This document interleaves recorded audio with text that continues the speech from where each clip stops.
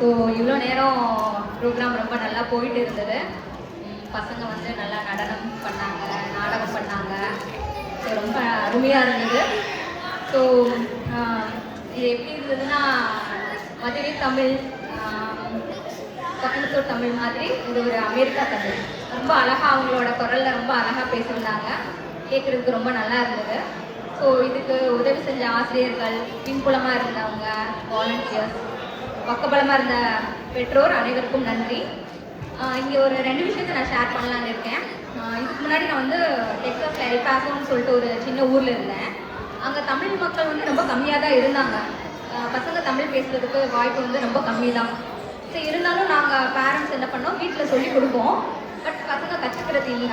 ஆனால் இங்கே வந்ததுக்கப்புறம் பார்த்தா இங்கே ஒரு ஸ்கூல் இருக்குது. பசங்களுக்கு நிறைய வாய்ப்புகள் இருக்குது. அவங்க வந்து சின்ன வயசுலேருந்தே நல்லா அழகாக கற்றுக்குறாங்க. அந்த 4 to 5 வயசில் அவங்க கற்றுக்கும் போது ஒரு தெளிவு அவங்களுக்கு வரும். அப்படி வரலன்னா அவங்களுக்கு வந்து அப்படியே அந்த ஸ்லாங் வராமையே போயிடும். ஸோ இங்கே வந்து அப்படி கிடையாது. ஒரு ஸ்ட்ரக்சர் இருக்குது. ஸ்கூல் மாதிரியே வந்து எல்லாமே வச்சுருக்காங்க. நார்மலாக நம்ம ஸ்கூலில் போனால் எப்படி இருக்கும் அதே மாதிரியே இங்கே எல்லாமே இருக்குது. ஸோ அவங்களுக்கு நிறைய வாய்ப்புகள் இருக்குது. அவங்க கற்றுக்கிறதுக்கு நிறைய ஆப்பர்ச்சுனிட்டிஸ் இருக்குது.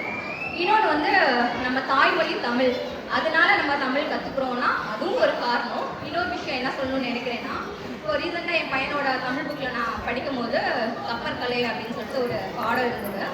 அதில் என்ன சொல்லியிருந்தாங்கன்னா, கப்பல் பண்ணுறது எப்படி, நம்ம முன்னாடி இருக்கவங்க எப்படி பண்ணாங்க, அவங்க ஒரு மரத்தை எப்படி சூஸ் பண்ணாங்க, அந்த மாதிரி சின்ன சின்ன விஷயங்கள்லாம் இருந்தது. அவங்க வந்து அப்போவே ரொம்ப ஒரு 1000 வருஷத்துக்கு முன்னாடியே கப்பல்லாம் பண்ணிட்டு ட்ராவல் பண்ணி நியூசிலாந்து போயிருக்காங்க. ஸோ அவங்க கப்பல் யூஸ் பண்ண மணி எல்லாம் வந்து இன்னும் அங்கே மியூசியத்தில் வச்சுருக்காங்க. ஃபாரினர்ஸ்லாம் என்ன சொன்னாங்கன்னா, அவங்க கப்பல் பண்ணால் கூட ஒரு 15 இயர்ஸில் வந்து மாற்றணுமா அந்த எக்யூப்மெண்ட்ஸ்லாம். பட் நம்ம பண்ணது வந்து ஒரு 50 வருஷம் வரைக்குமே அப்படியே இருக்குது அப்படின்னு சொல்லி சொல்கிறாங்க.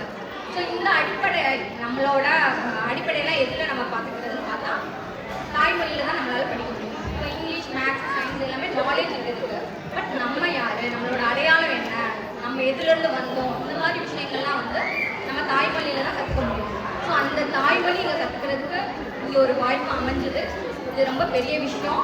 கதிரவன் சார், இங்கே இருக்க டீச்சர்ஸ், பேரண்ட்ஸ், வாலண்டியர்ஸ் எல்லாருமே இதில் ஒரு இன்வால்வ் ஆகிருக்கிறது வந்து ரொம்ப பெரிய விஷயம்தான். ஸோ இந்த நினைவுகளை நம்ம வச்சுட்டு ஆதரவு தந்த அனைவருக்கும் நன்றி.